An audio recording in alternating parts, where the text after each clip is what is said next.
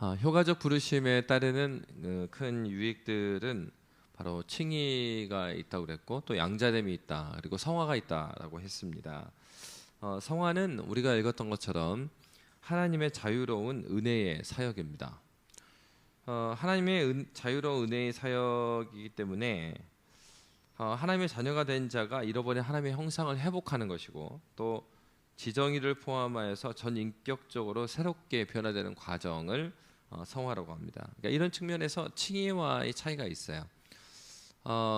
이제 중세 때까지, 그리고 종교개혁 때까지 이 칭의와 성화가 크게 구분이 되지 않았습니다. 그러니까 그렇다 보니까 초대 교부들의 모습을 봐도 그 도덕주의적인 경향이 많이 나와요. 그러니까 선행을 많이 하도록.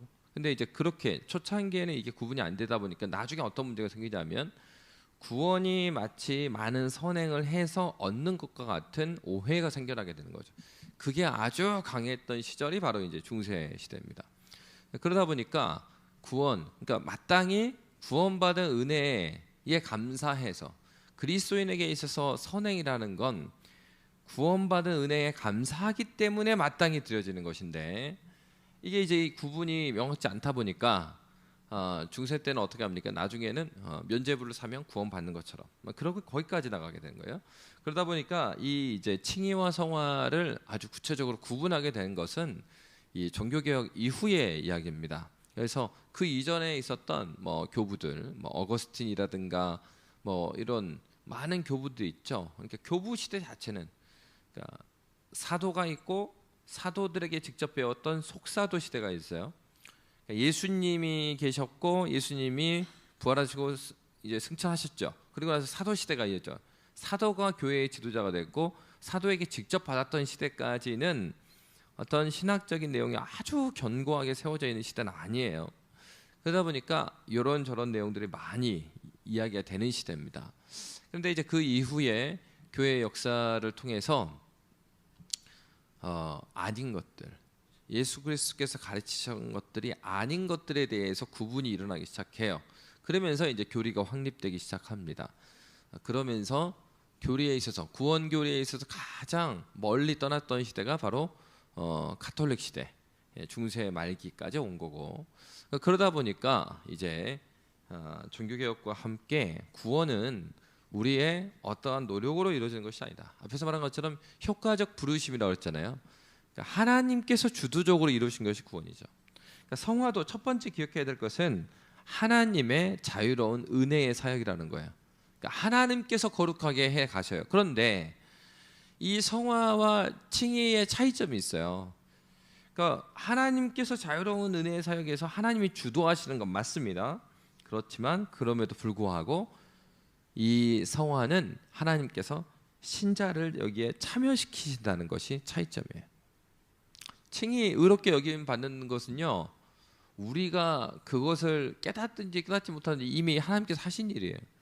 여러분, 예수님 만나기 전에, 예수님 만나기 직전까지도 여러분이 막 의식해서 그렇게 했어요. 내가 기억도 안 나는 수많은 사람들이 나한테 복음 전하고 갔거든요. 그 아무런 반응이 내가 없었단 말이야. 그런데 내 내면에 어떠한 변화를 일으키시고, 그러니까 그 전에 중생이라고 했잖아요. 그 생명의 씨앗을 심으셔서 언젠가 나는 변화시켜서 믿음으로 반응하게 하시는 거. 여기까지는 성령 하나님의 크신 은혜 가운데 이루어진 일이죠. 그런데 이제 성화의 과정에 들어가면 하나님께서 주도적으로 하시는데 사람을 참여하게 하세요. 그러면은 왜 하나님께서 칭의에 있어서는 하나님께서 주권적으로 하시고 성화는 사람에게 참여하게 하시는가? 그 이유는 다른 문제가 아닙니다. 칭의라는 것은 말 그대로요, 법적인 선언이에요. 법적인 선언이라는 것은 이 사람이 이제, 그러니까 이걸 생각해 보시면 돼요. 일제 강점기 때 있다가 이제 해방이 됩니다. 그래서 대한민국 정부가 수립이 돼요. 그때를 잘 생각해 보시면은 아마 여기 계신 분들 조상들이 조국 해방에 직접적인 역할을 하신 분이 대다수가 없을 거예요. 근데도 그 전에는 어때요? 국제사회에 가면은, 일제시대 때 가면은 일본기를 달고 일장기 달고 가야 된다고요. 아무리 자기가 조선인이나 해봐야 너 일본 사람이잖아. 이렇게 되는 겁니다. 근데 내가 한 게 없어요. 내가 한 게 없는데도 내가 조선인이고 대한민국 그 땅에 산다는 것만 자체로 내가 한 건 없는데 대한민국 정부가 수립되고 난 다음에는 내가 어디를 가도요. 그 나가려면 그 패스포트가 뭐예요? 일본 여권이 아니라 대한민국 여권을 가지고 다니는 거예요. 내가 한 게 아니에요. 근데 거기에 있었다는 것 자체만으로 나는 주권이 바뀐 거예요. 나라가 바뀐 거예요. 그러니까 칭의라는 거는 바로 그런 점이에요. 한마디로 법정적인 의미에서의 선언을 해준 거예요. 네가 죄와 사망의 백성이었다가 이제 생명과 성령의 백성이다. 그것이 바로 칭의가 의미하는 거예요. 그러니까 이것은 이 법정적이라는 얘기는 무엇입니까? 하나님께서 선언해줘요. 왜? 죄가 있느냐 없느냐를 따져서 죄가 없다. 하나님 나라 백성이다 라고 선언해줘. 어디에서요? 하나님 나라 법정에서. 여기에서 일어나는 일이 아니에요. 하나님께서 의롭게 여겨주신 것은 여기에서 일어나는 일이 아니라고요. 왜? 여기서 어떻게 이루어집니까? 이 마음 안에 이미 죄가 아직도 있는데. 그러니까 이 칭의는 하나님 나라의 법정에서, 하나님 나라 법정이라고 말하는 건 뭐냐면 이 법정에서의 판결은 무효가 되지 않는다는 거예요. 그러니까 하나님 앞에서의 법적인 선언이에요. 이게 칭의예요. 이거 하나님께서 주권적으로 하셨고 그렇기 때문에 우리 안에서 일어난 일이 아니죠. 예수께서 다 행하신 거잖아요. 그런 면에서 하나님이 주권적으로 하세요. 근데 성화는 그 성화가 이루어지는 장소가 어디예요? 장소가. 성화가 어디서 이루어져요? 성화. 그죠? 우리 마음 안에서 일어나는 일이에요. 그러니까 우리가 개입되어 있는 거죠. 선언, 법적인 선언은 어디에서요? 우리는 여기 아무것도 안 했다니까요. 우리 여기 있는데 하나님 나라의 법정에서 하나님께서 그리스도 예수께서 죄에 대한 지불을 다 했습니다. 그러니까 오케이, 다 했구나. 그래. 그러면 이제 너희 백성들은 다 이제 대한민국 사람이야. 그러니까 너희 백성들은 이제 해방됐어. 그러니까 너희들은 이제 죄가 없어. 이게 선언해 준 거예요. 그러니까 성화라는 것은 양자되었다는 것은 그것이 나에게 선언된 것이 나에게도 영향을 미친 거. 그렇구나. 이렇게 이제 누림의 차원이고, 그리고 이제 이 성화는 이제 그렇게 되어서 우리 안에, 그러면 이렇게 말하잖아요. 야, 애들한테 막 그러죠. 밖에서 너 그렇게 무례하게 행동하면 안 돼. 너 그렇게 무례하게 행동하면 이 사람들이 너 어디서 온 사람이라고 생각하잖아. 그러면서 뭐라 그래요? 야, 대한민국 사람이 그러면 안 돼. 옛날에는 그렇진 않았어요. 한 20년 전에 해외 나가면은 한국 사람들도 되게 뭐 그런 말이 유행했잖아요. 어글리 코리언, 그죠? 뭐 돈 아끼려고 이렇게 외국 나가면은 막 이렇게 문제 일으키고 뭐 한국 사람들. 근데 요새는 그렇지 않거든요. 한국 사람들이 밖에 나가면은 오히려 다른 나라 사람들 질서를 안 지키고 법을 막 이렇게 어겨도요. 한국 사람들이 야, 그러면 안 돼. 자기들끼리 하는 얘기가 국격이 있잖아. 뭐 20년 전에 무슨 국격이 어디 있습니까? 코리아 알지도 못하는 나라인데 사람이 잘 몰라요. 여기 동양에서나 조금 뭐 서로 아는 거지. 밖에 나가면 뭐 코리아 듣도 보지도 못했다고. 그러니까 근데 지금은 어떻습니까? 한국이 너무 유명해졌어요. 그래서 사람들이 어떻게 하냐면은 야, 이렇게 하면은 한국 욕 먹는 거 아니야? 그럼 우리 이렇게 안 해야지. 막 이런단 말이에요. 그런 거죠. 성화라는 것은 하나님 나라의 백성이 돼갖고 이제 하나님 나라 백성답게 살고자 하는 거예요. 그러니까 칭의라는 것은 하나님 나라의 법정에서 이루어지기 때문에 단번에 이미 선언이 이루어졌어요. 이거 취소되지 않아요. 그러니까 한 번만 선언이 되면 되는 거예요. 그런 거라면 성화라는 것은 어떻습니까? 그 나라 백성으로 그 나라 백성답게 살아가는 것이기 때문에 단번이 아니고 지속적으로 일어나는 일이에요. 그러니까 똑같죠. 그거 생각해보면 20년 전부터 지금까지 한국의 국격을 생각해보면 갑자기 올라가지 않았어요. 차근차근 올라갔어요. 뭐와 함께요? 대한민국에 있어서 우리가 가지고 있는 기본적인 상식이라는 선이 굉장히 젠틀해지고 상식이라는 선이 높아졌죠. 그러면서 한국 사람들의 매너, 한국 사람들의 의식이 굉장히 높아져 있단 말이에요. 마찬가지입니다. 성화라는 거는 그리스도 예수를 만났어요. 회심했어요. 처음에는 내가 예수를 만난 기쁨은 있지만은 그 기쁨이 있다고 해서 갑자기 막 이렇게 뭐 인격이 고매한 인격으로 그렇지 않을 수 있다는 거죠. 그러나 분명한 거 하나는 칭이 의롭게 여김 받은 사람은 거룩하게 되지 않을 수가 없다라는 겁니다. 그러다 보니까 이런 측면에서 그러면 성화는 왜 필요한가? 너무 상식적인 것이지만, 그러니까 여러분 사실은 아이들이 어렸을 때는요, 그 막 맛있는 한국 과자 한 10불, 20불 써가지고 과자 사갖고 들어가면 애들이 우와 하는 막 좋아한단 말이에요. 근데 나이가 막 올라가니까 이제 어때요? 첫째는 그런 거 사가봐야 쳐다도 안 봅니다. 둘째는 이제 종류에 따라서 먹히기도 하고 안 먹히기도 해. 생각해 보세요. 반대로 세컨더리가 됐어요. 한 10학년이 됐어. 11학년이 됐어. 근데 그때도 10불짜리 초코송이 사갖고 나니까 막 애들이 막 통통 뛰어. 이게 문제가 있죠. 오히려 이게 문제 있는 상태란 말이에요. 무슨 말이에요? 성화라는 것은 그걸 보여주는 거예요. 그리스도인이, 그러니까 바울이 무슨 말을 합니까? 이제 젖먹이처럼 이렇게 이유식 같은 거 먹으려고 하지 말고 단단한 것도 먹어야 되지 않겠냐 너희가, 그런 말 하잖아요. 서신서에. 그 말은 이제는 내가 교회를 오래 다니는 게 문제가 아니고, 왜 신앙에 대해서 고민을 해봐야 돼요? 애기들도 고등학생이 됐는데 초코송이 사왔다고 막 통통 뛰면은 그게 정상이 아니잖아요. 마찬가지인 거예요. 아니 교회를 오래 다녔는데 갈라디아서 말씀이 어려워갖고 안 먹겠다 그러면은 이거는 고질적인 심각한 장애가 있는 거예요. 교회를 수십 년 다녔는데 로마서 못 읽어. 무슨 말인지 이해를 못해. 한글을 이해 못하는 게 아니죠. 갈라디아서 읽었는데 이해를 못해. 그러면 신앙이 없는 거죠. 왜 그렇습니까? 생명이 있는 것은 자라게 돼 있습니다. 생명이 없는 게 안 자라는 거예요. 스탑된 거예요. 그 스탑된 걸 보고 우리는 뭐라 그래요? 병들었다 그러죠. 얘가 자라다가 안 자라. 30살이 됐는데 이만해. 우리가 그러면 그거를 노말이라고 하는 거예요? 아니죠. 여러분, 이게 신앙에 있어서도 왜 성화가 중요합니까? 왜 성화가 필요해요? 자라지 않은 거는 반대로 열매로 알리라 그랬으니까 자라지 않는 것 자체가 그에게 예수 생명이 없다는 걸 증거해주고 있기 때문에 그런 거예요. 여러분, 이 심각한 얘기입니다. 사실은. 그러니까 교회 안에서 그냥 얇고 내 귀에 듣기 좋아하는 메시지와 그런 것만 찾아다닌다. 이게 어쩌면 아직 안 태어났을 수도 있다는 거예요.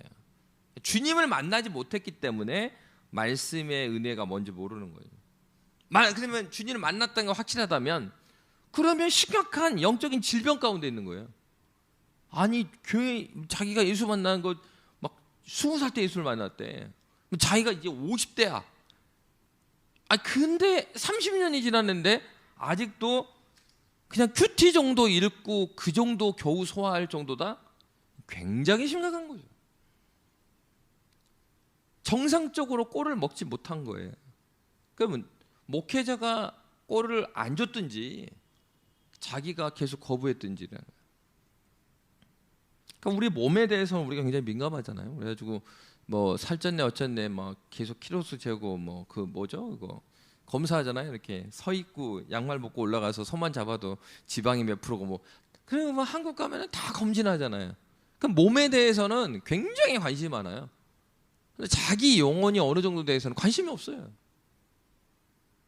이것은 굉장히 하나님 앞에서 무서운 얘기입니다. 왜요?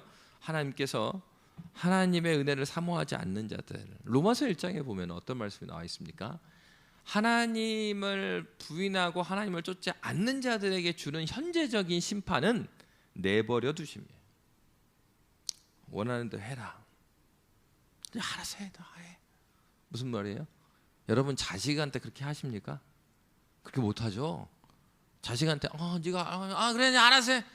귀찮아서 그렇게 말했더라도 그대로 하지 못하죠. 야 불러다가 다시 야 그렇더라도 이게 말이야 네 나이 때는 이걸 해야 되고 그러잖아요. 하나님 앞에서 반복적으로 성령 하나님께서 주시는 은혜를 거부하는 사람에게 주는 현재적인 심판은 내버려 두는 겁니다. 내버려 두는 사람한테 영적으로 깨어날 기회가 이제 없는 거죠.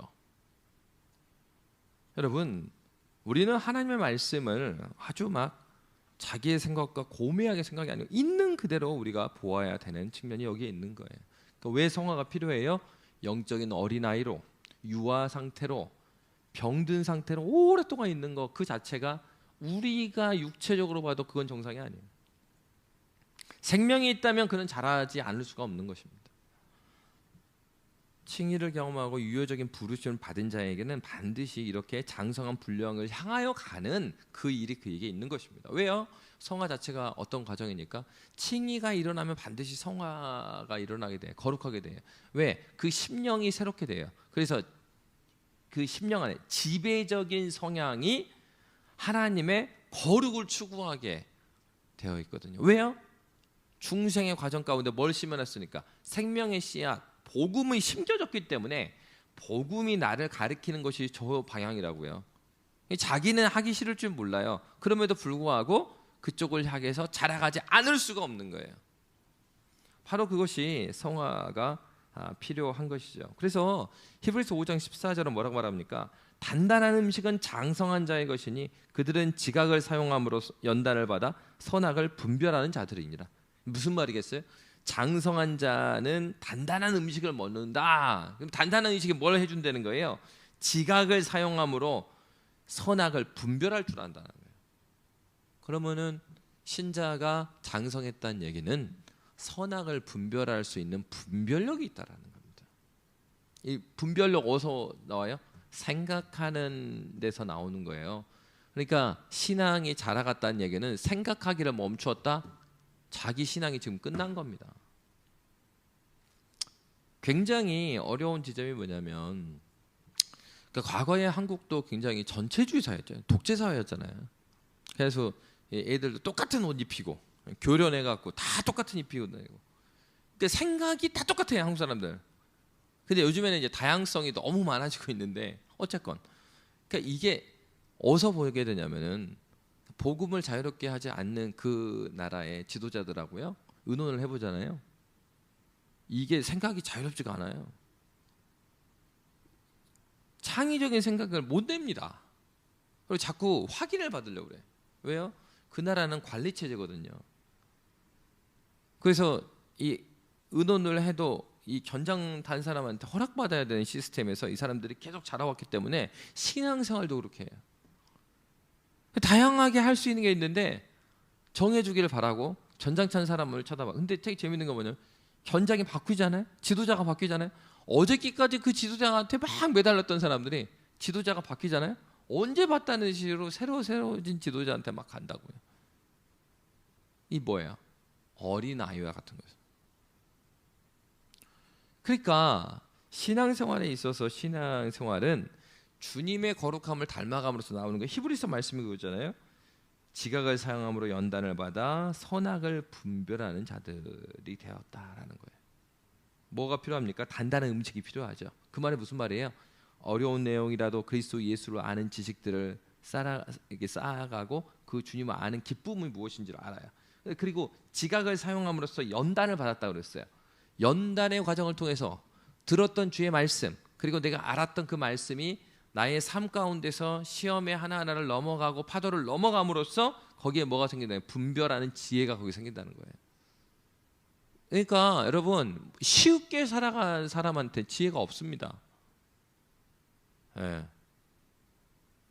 쉽게 막 모든 것도 했던 사람한테는 지혜가 없어요.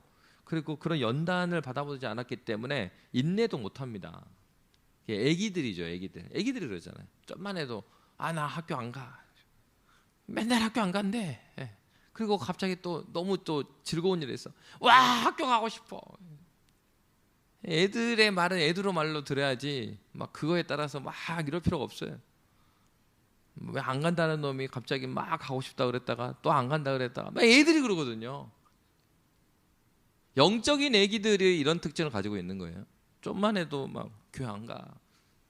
좀 하면은 막 좋았다가 그 중심이 뭡니까? 자기야, 자기. 자기한테 잘해주면 와, 조금 서운하게 하면 에이, 애기들. 그러니까 장성한 자는 단단한 음식을 먹고 지각을 사용함으로 연단을 받아 선악을 분별하는 자들이 됩니다. 오늘 요리문답에는 뭐라고 말하고 있습니까? 성화에 대해서 요리문답 보여주세요. 보시면은 성화에 대해서, 성화는 하나님의 자유로운 은혜의 사역이죠. 그리고 우리는 하나님의 형상을 따라 전 인격에 걸쳐 새롭게 되는 과정들, 아까 말했던 거룩함을 담는. 그래서 새롭게 되는데 무엇이 새롭게 됩니까? 하나님의 형상을 회복하는 거죠. 죄가 들어와서 하나님의 형상을 잃어버림으로 말미암아서 사람들은 있어야 될 지식이 없어졌어요. 그래서 하나님을 알고 하나님을 찾아야 되는데 이 자연 피조만물을 보고서 무엇인가 절대가 계시는구나 이거를 아는데, 그러면 하나님을 찾아야 되는데 이 지식이 망가져요. 죄가 우리의 눈을 가리우죠. 그러니까 그 하나님을 찾지 않습니다. 그 무엇이 의인지도 분별이 안 돼요. 그래서 하나님 주신 기준 율법이 있는데 그 율법을 사랑하지도 않아요. 그리고 거룩함, 하나님의 거룩함을 닮아가려는 게 아니라 내 만족을 추구하는 것이 인생의 목적이 되어 있는 것입니다. 그러니까 하나님의 형상을 회복한다는 건 참된 지식과 의와 거룩함이 회복된다는 것이고, 그러니까 여러분 예수를 믿는다라는 것의 중심에는 뭐가 있겠어요? 예수 닮아가는 게 있는 것이죠. 그게 성화잖아요. 거룩함, 거룩하게 되어간다. 그러니까 예수 닮아간다는 것인데, 그러면은 교회 다녔을 때 뭐 이렇게 교회 다니면 이렇게 준다 이렇게 하는데 해서 잘못된 게 뭐겠어요? 예수 믿으면 재산이 증가된다. 네가 복 받아갖고 집값이 올라간다. 그럼 이제 지위가 승진해. 그리고 만사 형통의 복을 받는다. 이게 복음이에요, 아니에요? 복음이 아니죠. 성경은 그걸 말한 적이 없어요. 교회 뿔리게 한 거예요, 이렇게. 한국의 많은 목사들이 교회 뿔리게 하기 위해서 복 준다. 복의 내용을 말해야 될 거 아니에요. 근데 복의 내용을 말하는데 설교단에서 뭐라고 그래요? 이렇게 재산을 많이 주셨다고.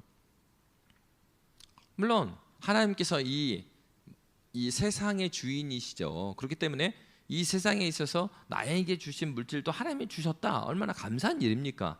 그런데 본질을 빼먹으면 안 된다고요. 그 재산도 주셨고 뭐 하셨어. 근데 그 목표가 뭐예요? 그것은 하나님의 형상의 회복이에요. 하나님의 형상은 결국은 참된 지식과 의와 거룩함은 무엇이 변화되는 것입니까? 참된 지식과 의와 거룩함을 회복한다는 말은 우리의 인격이 변화된다는 거예요.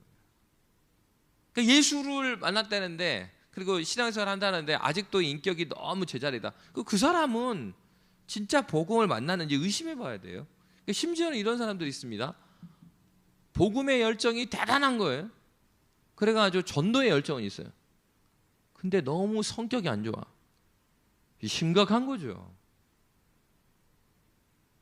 전도를 잘하면 뭐합니까? 전도를 잘해갖고 많이 데려와. 복음의 구령 열정이 있어. 많은 사람을 교회에 데려와. 교회에 지내보니까 이 사람의 인격이 형편없거든요. 교회 안에 있는 회심하지 않는 많은 사람을 만들어버린다고요.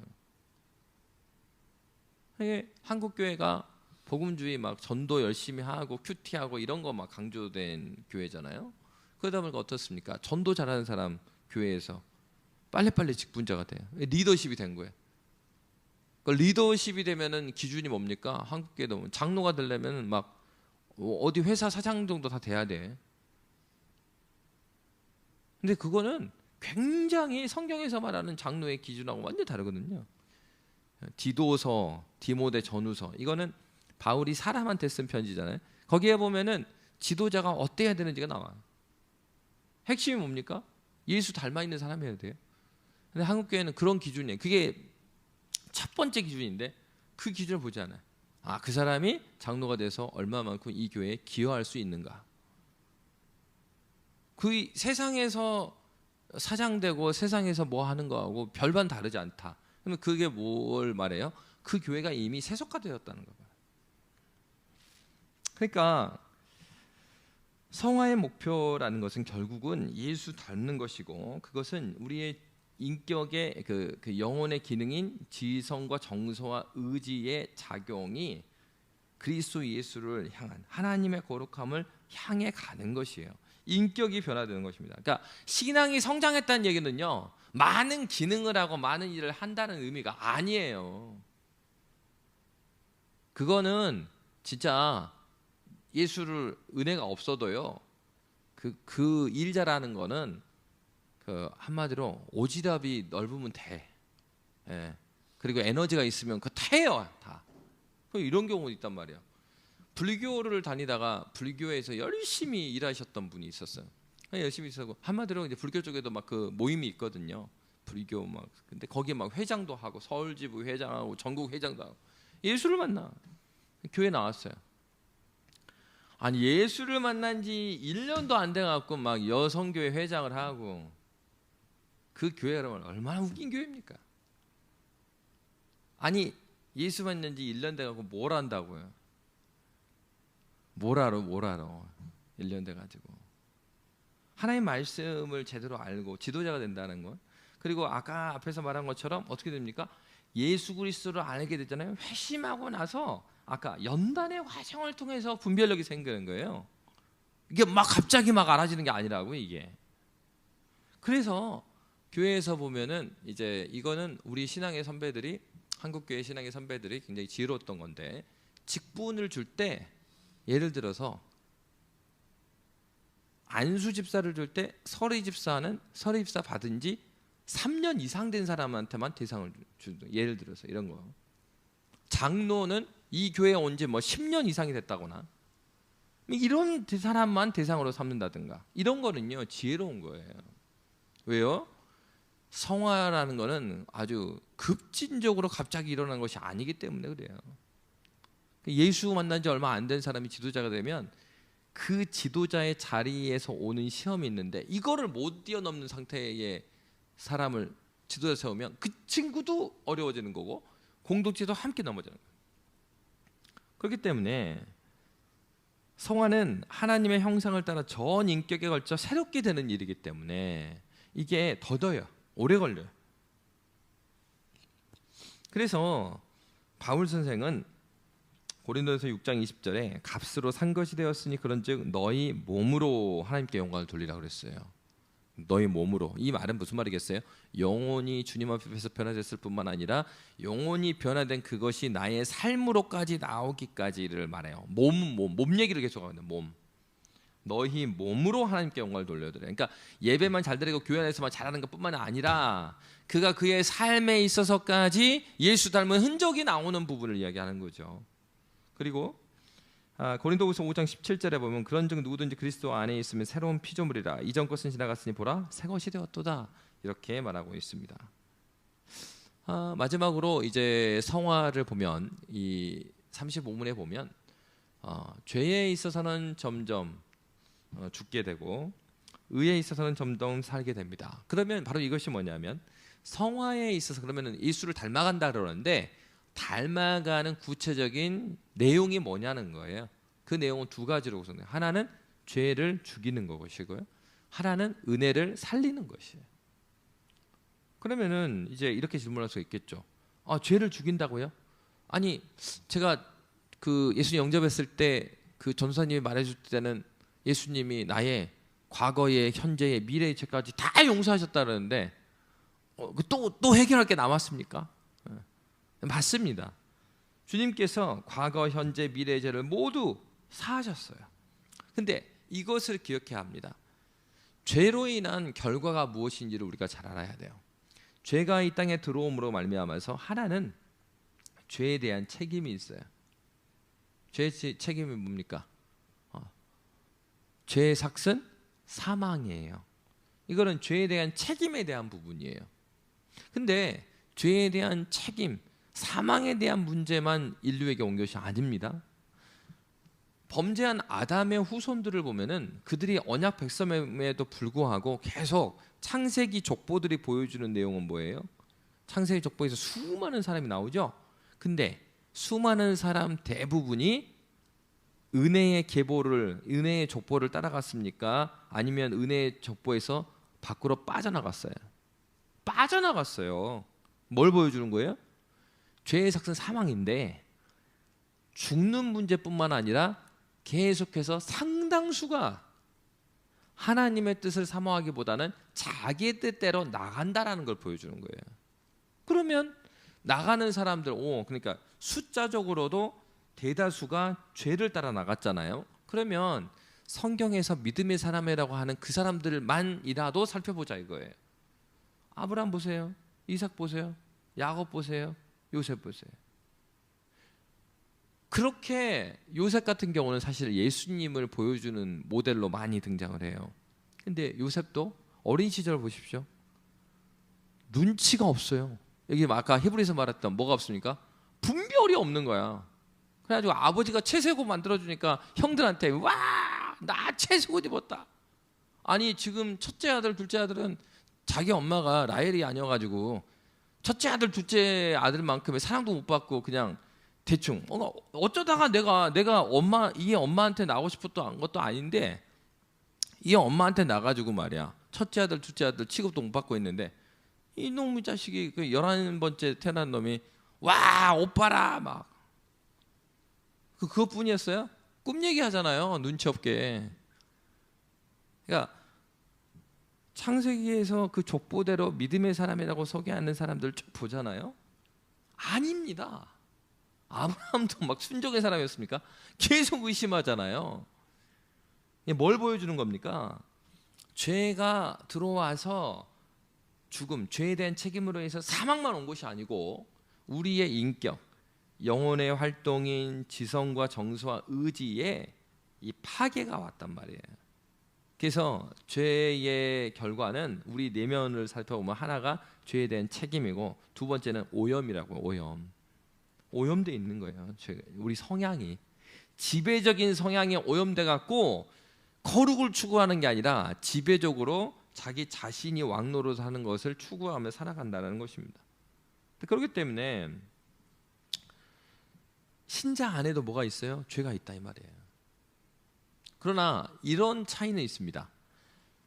예수 그리스도를 믿기 전에, 그러니까 회심하기 전에 내 마음의 상태의 주도권은 죄와 사망에 있어요. 죄한테 있어요. 그런데 회심하고 나서는 주도권이 누구한테 있습니까? 은혜에 있는 거예요. 생명과 성령의 법에 있는 거예요. 그러면은 회심하기 전에도 죄가 있고 회심한 후에도 우리 마음 가운데 죄가 있지만 뭐가 달라요? 그래서 존 오웬 선생님 뭐라 그러냐면 죄와 은혜의 지배를 이야기했어요. 지배자가 누구냐가 달라요. 그러니까 회심하기 전에는 어떻게 해야 돼요? 우리 마음에 지배하는 주도권 누가요? 죄가 주도를 잡고 있다면 회심하고 나서는 죄가 우리 마음의 주도자는 아니에요. 그러나 남아 있어요. 우리 마음의 중심에는 여전히 그리스도 예수께서 계시고 성령께서 우리 가운데 함께 계십니다. 약속하신 대로. 그럼에도 불구하고 우리 마음 가운데 죄가 남아 있어서 죄가 자꾸 뭐 하는 거예요? 그 지배하고 있는 그 자리를 넘보는 겁니다. 그 싸움이 신자 안에서의 싸움이 있는 겁니다. 그것이 성화의 과정 가운데 신자가 겪게 되는 죄와의 싸움이에요. 그러면 이러한 죄와의 싸움이 성화의 과정 가운데 있다. 그래서 성화의 이제 본질은 아까 내용은 죄 죽음과 은혜 살림이라고 그랬잖아요. 그러면 죄를 죽여야 되겠죠. 여러분 죄 어떻게 죽여요? 열심히 말씀 보고 기도하고 그러면 물어보고 그러면 저 이단들도 성경 우리가 더 많이 보는데 말씀 보잖아요. 기도도 더 열심히 해요. 어떤 이단들은 그랬다 하더라고. 주님 오신 날을 딱 정해놓고요 막 40일 금식 하는 거야. 그래서 막 환상도 보고. 40일 기도해 본 사람 없죠? 40일 3일이라도 해보신 분 있으세요? 있구나. 예. 우리보다 더 열심히 하는데도 왜 주님을 못 만나요? 예. 그러니까 중요한 거는 말씀과 기도가 중요합니다. 중요하지 않다는 게 아니에요. 말씀과 기도가 중요해요. 그런데 말씀과 기도는 은혜의 수단입니다. 이거 기억해야 돼요. 은혜의 수단인 거예요. 이 말은 은혜의 수단, 말씀과 기도가 은혜의 수단이에요. 그러면 말씀과 기도가 그러니까 답을 다 말했는데 은혜의 수단이라고 했잖아요. 결국은 죄를 뭐가 죽이냐면 은혜가 죽여요. 은혜가. 말씀과 기도가 왜 중요해요? 은혜를 부어주는 통로이기 때문에 중요한다는 말이에요. 그러니까 하나님께서 아무런 형식 없이 그 은혜를 우리에게 부어줘서 죄를 죽이시는 게 아니라 말씀과 기도를 사용하셔서 은혜를 부어 주신다고요. 그래서 말씀과 기도와 약속하신 대로 거룩한 성례전이 왜 중요합니까? 그 수단, 은혜의 수단들을 통해서 죄를 죽이는 은혜를 주님께서 주신다고 약속하셨으니까. 그러니까 이 성화의 과정에서 중요한 것은 은혜 받는 게 중요해요. 은혜 받는 게. 그렇다고 해서 이제 이런 거를 좀 주의할 필요가 있습니다. 뭐가 있냐면은 과거에 우리 선배님들의 시대에는 그 은혜를 받는 방법이 약간 극단적인 경우가 많았어요. 그 예를 들어서 산에 올라가서 소나무 하나 뽑아라. 막 철야기도 하는 거예요. 저 어렸을 때 기도원에 많이 갔거든요. 기도원에 가면 하늘산 막 기도 이런 데 가잖아요. 그러면은 막 계곡 사이에 사람들이 지금 보면은 굉장히 위험한 지역인데 막 한밤중에요. 저 막 바위 있는 끝에 가갖고 막 기도하거든요. 밤새고 날 새고. 그리고 사고 나면 어떻게 하겠어요? 근데 요즘에는 그렇게 철회하는 사람 없죠. 근데 그 당시만 해도 기도원데 그런 데 가네. 깊은 산속 이런 데 가잖아요. 그러면은 그렇게 구석구석에 기도하는 사람이 많아요. 산에서 엄청 막 기도하는 거예요. 근데 그러니까 뭐냐면 하나님께서 은혜를 주시기로 한 약속하신 수단이 있잖아요. 그러면 말씀과 기도, 그럼 기도라고 했을 때도 그 무당 같은 그런 기도가 아니라 하나님과 인격적인 교제잖아요. 근데 이런 거를 잘 알고 교제하면 좋았을 뻔했지만 이런 것까지는 모르지만 어쨌건 하나님을 만나려고 하는 애쓰는 그 갈망하는 마음이 간절했어요. 그러니까 우리 선배님들에게 배워야 될 건 그런 갈망하는 간절함을 배워야죠. 그런데 방법에 있어서는 좀 예수 믿기 전에도 어땠습니까? 새벽에 일어나고 중요한 문제가 있으면 다 목욕제기하고 정한수 떠놓고 빌었거든요. 그렇게 비는 거야. 그러니까 방법에 있어서는 조금 어긋난 부분이 있지만 우리 선배님 시절에서는 진짜 하나님 아니면 답이 안 나온다. 하나님께 간절히 믿는 게 있어요. 근데 오늘날의 시대는 뭐냐면은 방법에 있어서는 많이 알려졌어요. 그래서 하나님이 약속하신 개인 기도보다 더 우선하는 게 이 공동체의 예배거든요. 주일학교나 뭐 청년부 예배 이거는 공적인 예배가 아닙니다. 공적인 예배라는 것은 온 교회와 하나님께서 약속하신 예배예요. 온 교회라는 것은 애진교회 말하는 게 아니고 장로교라면 대한예수교 장로회, 그러니까 총회적으로 온 교회가 우리가 하나님을 만나는 공적인 예배는 이것입니다라고 약속한 내용이 있단 말이에요.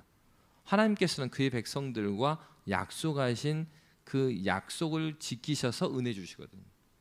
그러니까 우리가 왜 공예배, 우리 애진교회 공예배가 뭡니까? 주일 예배예요. 주일 예배 또 오후 예배 또 수요 예배는 사실은 뭐 다 나올 수가 없죠. 사실은. 그러니까 우리로서는 현실적으로 보면은 공예배 그리고 함께 기도하는 자리는 금요 기도의 정도예요.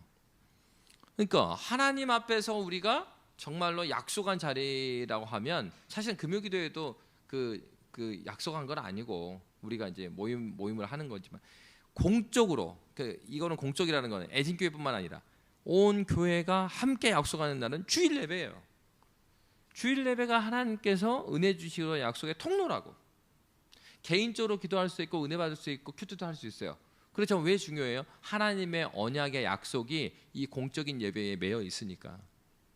하나님은 그 약속하신 대로 그 은혜를 주시니. 그래서 공예배를 위해서 기도해야 되는 거예요. 공예배의 설교자를 위해서 기도해야 되고 공예배 순서 맡은 자들을 위해서 기도해야 되고. 그러니까 왜 예배 전에도 11시에 모여서 기도해요? 교회를 위해서 기도하지만 예배를 위해서 기도하는 거죠. 설교자를 위하여서, 기도자를 위하여서, 또 회중을 위해서. 그러니까 하나님께서 주신 은혜의 통로를 적극적으로 우리는 그 통로 앞에 나아가는 것이 우리의 의무예요. 그래야 뭘 받아요? 은혜 가운데서 죄를 죽일 수 있다고요. 그래야 살 수 있고 그래야 성장해 나간다고요.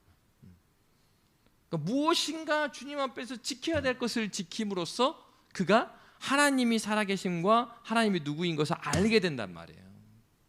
근데 신앙에 있어서 지키고자 하는 그것이 아무것도 없어. 나는 자유하고 나는 편하다. 그 신앙이 어떻게 세워집니까?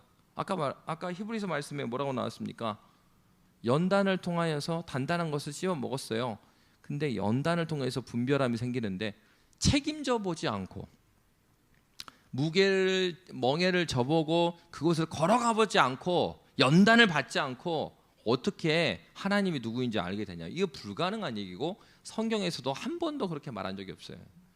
성화의 길을 걸어가는 사람 다 멍에를 매는데 그 멍에는 어떤 멍에예요? 예수님 뭐라고 했습니까? 나에게 와서 내 멍에를 매라. 그러면서 뭐라고 그래요? 내 멍에는 뭐라고 그래요? 가볍다고 그런단 말이에요. 왜 가벼워요?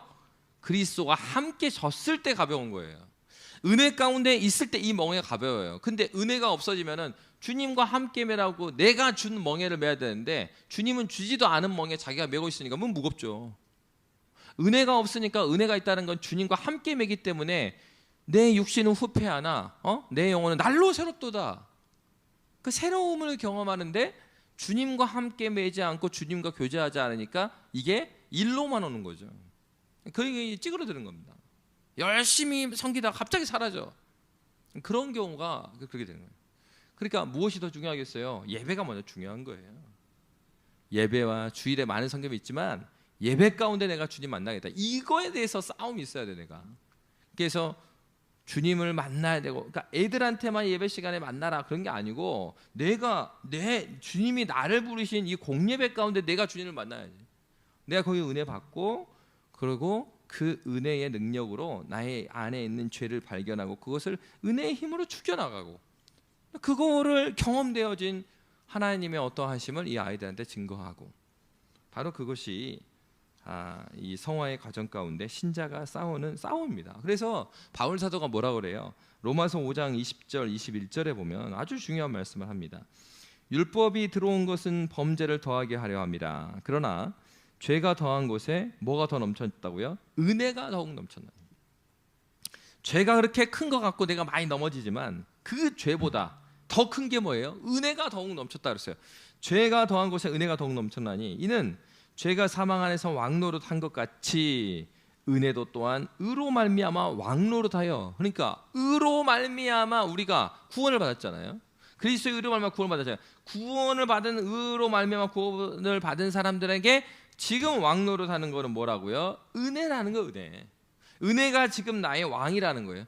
근데 죄가 하는 것은 무엇입니까? 나를 설득해요. 야, 뭐 은혜는 뭐 은혜야, 힘들어 죽겠구만. 계속 설득하는 거예요.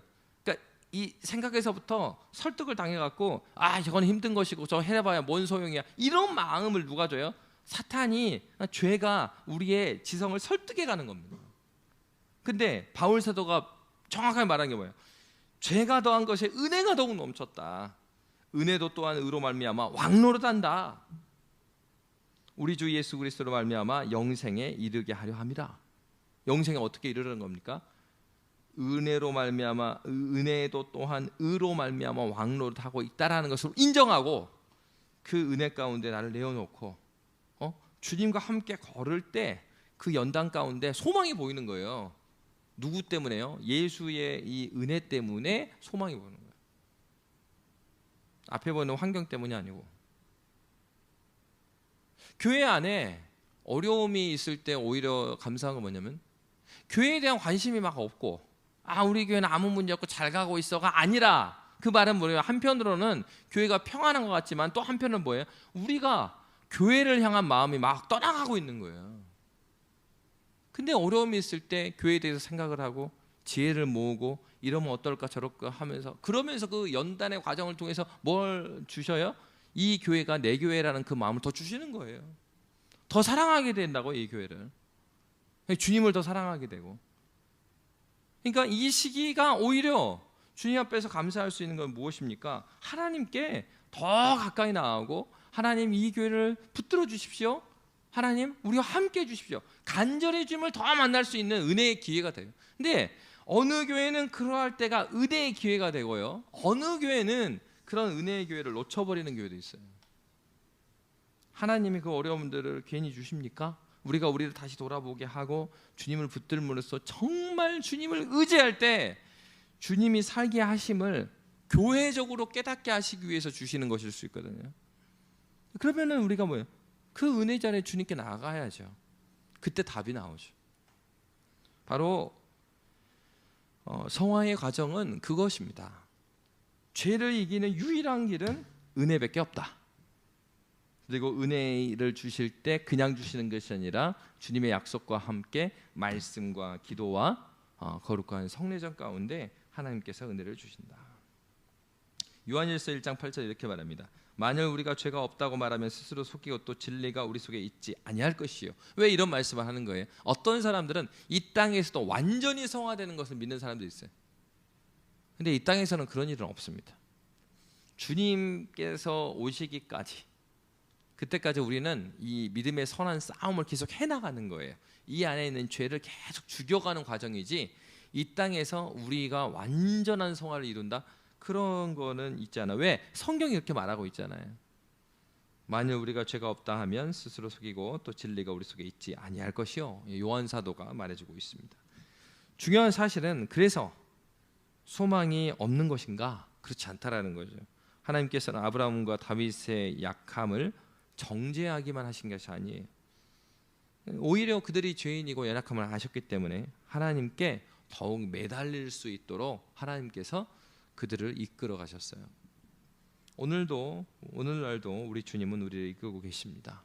저와 여러분이 오늘이라는 이 날에도 주님을 의지함으로 이 연단의 과정을 통하여서 하나님의 은혜의 어떠함을 귀로 들어서 아는 사람이 아니라 내가 경험하여서, 우리 교회가 함께 이 은혜의 경험을 통하여서 더욱더 하나님 앞에서 성화되어져 가는 저와 여러분이 되시기를 주의 이름으로 빕니다. 기도하겠습니다.